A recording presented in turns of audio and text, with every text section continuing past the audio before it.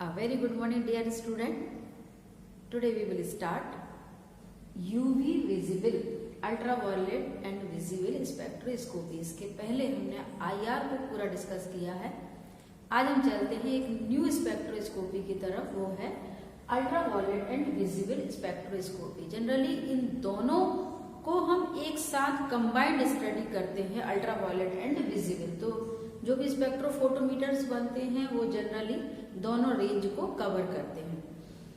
Ultraviolet and visible radiations में थोड़ा सा जो चीजें ध्यान रखने की हैं वो है, it is based on electronic energy. Molecules में हमने देखा था, इसके पहले वाले जो लेक्चर्स थे उसमें 4 टाइप्स की एनर्जी हमने बताई थी। उसमें एक एनर्जी है electronic energy, it is also called transition energy. इसको हम बोलते हैं ट्रांजिशन। एक्चुअल में जो भी हमारे इलेक्ट्रॉन्स होते हैं जो कि ग्राउंड स्टेट में होते हैं, फिर उनमें ट्रांजिशन होता है और वो हाई एनर्जी लेवल पर जंप करते हैं, ट्रांजिशन करते हैं, ट्रांसफर होते हैं। तो जो लोअर एनर्जी लेवल से हाई एनर्जी लेवल, बॉन्डिंग से एंटी बॉन्डिंग की तरफ जब वो मूव करते हैं, जंप करते हैं, तो उसके लिए जो भी एनर्जी रिक्वायर है वो कहलाती है इलेक्ट्रॉनिक एनर्जी। और इसी ट्रांजिशन को देख करके हम किसी भी अननोन कंपाउंड को आइडेंटिफाई करते हैं। तो ये ट्रांजिशन कैसे होता होगा, अपने आप तो होता नहीं होगा।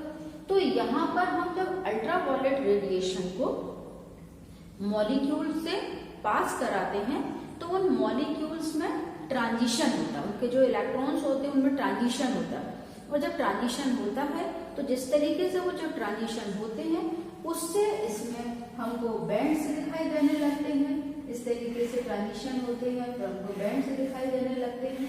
और ये किस वेवलेंथ की लाइट को एब्जॉर्ब कर रहा है, कहाँ पर उसमें कितनी इंटेंसिटी के पीक्स मिल रहे हैं, वो सारी चीजों को देख करके अननोन कंपाउंड को आइडेंटिफाई करते हैं। तो एक चीज अपने को दिमाग में रखना है कि इलेक्ट्रॉनिक एनर्जी से रिलेटेड है। दूसरा जो एक और अच्छी चीज है, थोड़ा सा अपन चीजों को देखते हैं कि ऐसे कंपाउंड्स जिसमें डबल बॉन्ड होते हैं या ऐसे कंपाउंड जिनमें नॉन बॉन्डिंग इलेक्ट्रॉन्स होते हैं, तो नॉन बॉन्डिंग इलेक्ट्रॉन्स हो, डबल बॉन्ड्स हो, तो उन्हीं टाइप के कंपाउंड से यूवी पे अपने बैंड्स देते हैं, एब्जॉर्प्शन बैंड्स देते हैं और उससे ही हम उसको आइडेंटिफाई करते हैं। जनरली जो सिंगल बॉन्ड वाले होते हैं जिनमें सिग्मा इलेक्ट्रॉन्स है, sigma two sigma star transition, actual में अभी हम ट्रांजिशन की बात करते हैं, तो सिग्मा जो होता है सबसे लोअर एनर्जी लेवल और सिग्मा स्टार सबसे हाई।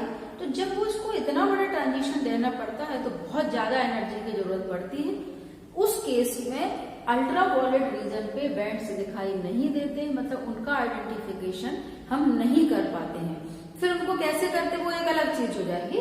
तो यहाँ पर ये हम ध्यान रखेंगे कि डबल बॉन्ड वाले जिसमें पाई इलेक्ट्रॉन होते हैं उनमें पाई टू पाई स्टार ट्रांजिशन होता है, या नॉन बॉन्डिंग इलेक्ट्रॉन्स होते हैं जो बॉन्ड फॉर्मेशन नहीं करते हैं उनमें भी ट्रांजिशन होते हैं। और उस तरीके से फिर वो किसी भी कंपाउंड को आइडेंटिफाई करने के लिए रिस्पॉन्सिबल होते हैं। और एक चीज अपन ध्यान रखेंगे कि जो भी इलेक्ट्रॉन में ट्रांजिशन होते हैं ये आउटर मोस्ट शेल में ही होते हैं, इनर शेल में कोई ट्रांजिशन नहीं होता। क्योंकि बॉन्ड फॉर्मेशन जो भी हो रहा है, जो मॉलिक्यूलर ऑर्बिटल थ्योरी आप लोग ने पढ़ी है, तो उसमें किस तरीके से हो रहे हैं कि जो बॉन्ड फॉर्मेशन में जो पार्टिसिपेट कर रहे हैं वो सिर्फ आउटर मोस्ट शेल के इलेक्ट्रॉन्स ही पार्टिसिपेट करते हैं, तो उनमें ही ट्रांजिशन होता है। और इन्हीं ट्रांजिशन को देख करके हम अननोन कंपाउंड को आइडेंटिफाई करते हैं। अब इसका रेंज हम समझते हैं। तो इसका जो रेंज है, यदि हम इनके वेव लेंथ के अकॉर्डिंग देखें, क्योंकि हमने वेव लेंथ, वेव नंबर और फ्रिक्वेंसी ये सारी चीजों के ये टर्म्स को भी हमने प्रीवियस लेक्चर में डिस्कस किया है। तो वेव लेंथ की यदि हम बात करते हैं तो यहाँ पर जो पूरा रेंज है वो है 100 नैनोमीटर से लेकर के 800 नैनोमीटर तक। फिर उनको वापस से हम उसको सब डिवाइड कर रहे हैं, तो 100 नैनोमीटर से लेकर के 200 नैनोमीटर तक का रेंज, इसको हम बोलते हैं फार यूवी। 200 नैनोमीटर से लेकर के 400 नैनोमीटर का रीजन है उसको बोलते हैं नियर यूवी। मींस यूवी के जितने भी मैक्सिमम बैंड्स हमको नियर यूवी में ही मिलते हैं। फार यूवी में बहुत कम मिलते हैं पर मैक्सिमम नियर यूवी में ही मिलते हैं। और इसके बाद 400 नैनोमीटर से लेकर के 800 नैनोमीटर, मतलब वेवलेंथ कैसी हो गई, लॉन्गर वेवलेंथ हो गया। वेवलेंथ हमने जो आपको बताया था वो क्या बोला था, the distance between two adjacent crust और ट्रफ, जिसको हम लैम्डा से शो करते हैं। तो वहां पर क्या हुआ कि यहाँ पर जो लैम्डा की जो वैल्यू है वो 800 नैनोमीटर है, 400, मतलब वो ये चीज क्या होगा, डिस्टेंस बढ़ गया, मतलब वो लॉन्गर वेवलेंथ। तो विजिबल जो है उनके वेवलेंथ लॉन्गर होती है कंपैरेटिवली यूवी। तो यहाँ पर इस तरीके से लॉन्गर वेवलेंथ की तरफ आते हैं और ये रेंज हमारी पूरी होती है। यदि इसी रेंज को हम वेव नंबर के अकॉर्डिंग देखें तो वेव नंबर जो हमने बताया था कि number of waves in 1 centimetre, 1 centimetre के डिस्टेंस पे नंबर ऑफ वेव्स। तो यहाँ पर यूवी का जो वेव नंबर के अकॉर्डिंग यदि हम रेंज देखें तो 25,000 सेंटीमीटर इनवर्स से लेकर के 72,000 सेंटीमीटर इनवर्स है, और विजिबल का रेंज 12,500 सेंटीमीटर इनवर्स से लेकर के 25,000 सेंटीमीटर इनवर्स होता है। तो इसका वेव नंबर ज्यादा है, इसका वेव नंबर कम है। वेव नंबर कम है इसलिए वेवलेंथ ज्यादा है, मींस जो वेव नंबर और आपका जो यहाँ पर वेवलेंथ जो है उनमें रिलेशन क्या है, इनवर्सली प्रोपोर्शनल का रिलेशन होता है। तो ये इतना थोड़ी सी चीजें हम ध्यान रखेंगे। इसके बाद हम चलते हैं ट्रांजिशन की तरफ कि अल्ट्रावायलेट में किस किस तरीके से ट्रांजिशन होते हैं और वो आइडेंटिफिकेशन में कैसे हेल्प करते हैं। Transition of ultraviolet and visible radiation. सबसे पहले हम देखेंगे कि अलग अलग तरीके के इलेक्ट्रॉन्स होते हैं, कोई सिंगल बॉन्ड से जुड़े होते हैं, कोई डबल बॉन्ड से जुड़े होते हैं, कोई लोन पेयर ऑफ इलेक्ट्रॉन्स होते हैं। तो वो अलग अलग तरीके के इलेक्ट्रॉन्स होते हैं, उनमें ट्रांजिशन होता है। तो सबसे पहला जो ट्रांजिशन हम देखने वाले हैं वो है sigma two sigma star transition. मतलब सीधे सीधे आपको बोला जाए कि आप फर्स्ट सेमेस्टर में हैं और फर्स्ट सेमेस्टर से सीधे सीधे 8th सेमेस्टर का एग्जाम देना है, तो आपको बहुत ज्यादा एनर्जी की जरूरत होगी, बहुत ज्यादा पढ़ाई करना पड़ेगी। तो वैसे ही आप देखिएगा कि ये सबसे लोअर एनर्जी वाली क्लास है और सीधे सीधे उठा करके इसको एकदम हाईएस्ट उस पर ले गए हैं, हाईएस्ट एनर्जी लेवल पर। तो इसको हम बोलते हैं sigma two sigma star transition, sigma two sigma star transition. और ये जनरली जो सैचुरेटेड कंपाउंड्स होते हैं उनमें ये ट्रांजिशन देखने को मिलता है, पर चूंकि ये बहुत ज्यादा हाई लेवल का है इस वजह से अल्ट्रावायलेट रीजन पे इसमें किसी प्रकार का कोई भी स्पेक्ट्रम नहीं दिखता है और बिल्कुल ट्रांसपेरेंट स्पेक्ट्रम दिखाई देता है। तो ये जो हो गया ये हो गया सिग्मा टू सिग्मा स्टार। उसके बाद दूसरा जो हम देखते हैं वो हम देख रहे हैं non bonding to sigma star transition. यहाँ से non bonding to sigma star transition, ये नॉन बॉन्डिंग से लेकर के सिग्मा स्टार ट्रांजिशन हो गए।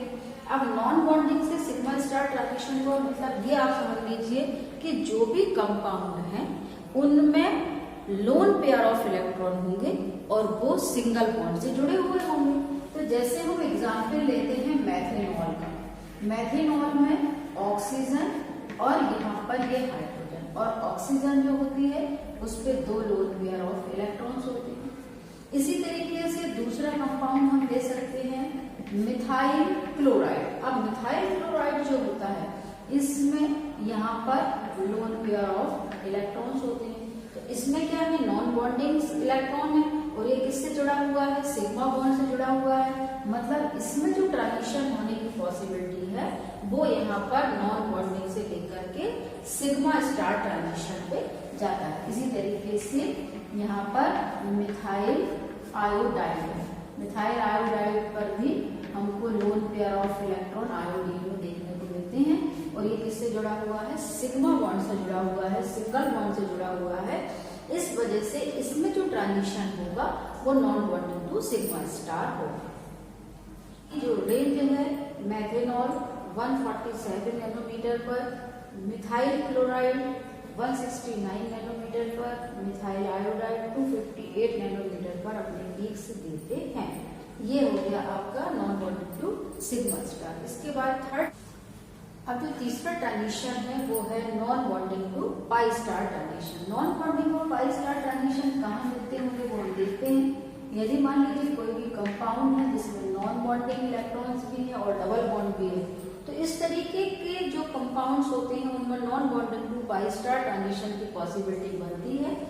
इसमें और भी कंपाउंड्स हम ले सकते हैं, एग्जाम्पल से ले सकते हैं। यहाँ पर इस तरीके के जो कंपाउंड्स होते हैं जिनमें कि लोन पेयर ऑफ इलेक्ट्रॉन्स भी होते हैं और डबल बॉन्ड से ये जुड़े हुए, डबल बॉन्ड या ट्रिपल बॉन्ड से ये जुड़े हुए रहते हैं।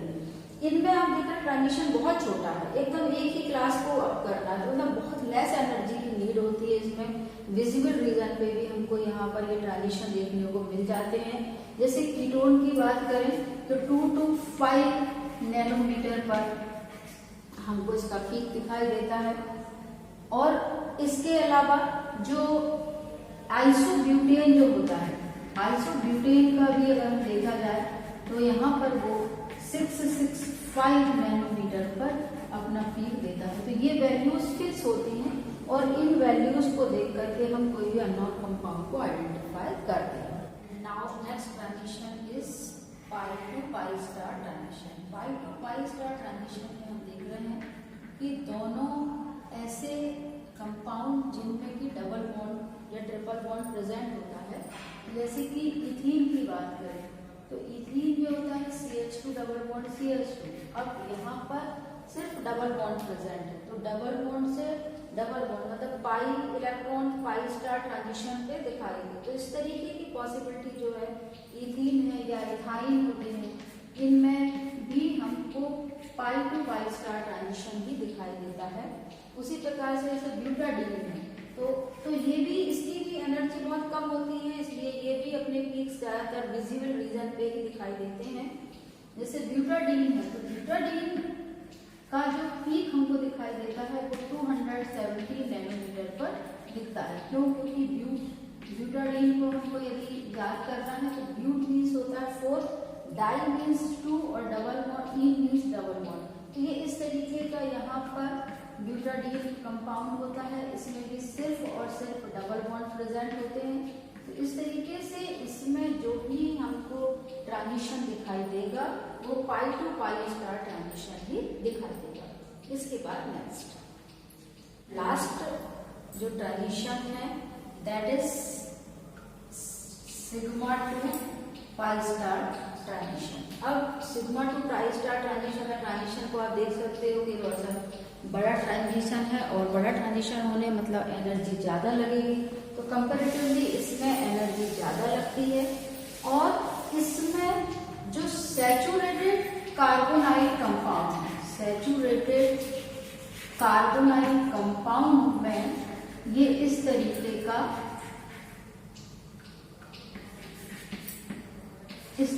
का ट्रांजिशन हमको देखने को मिलता है। तो ये यहाँ पर सिग्मा से लेकर के पाई स्टार तक जाने का है।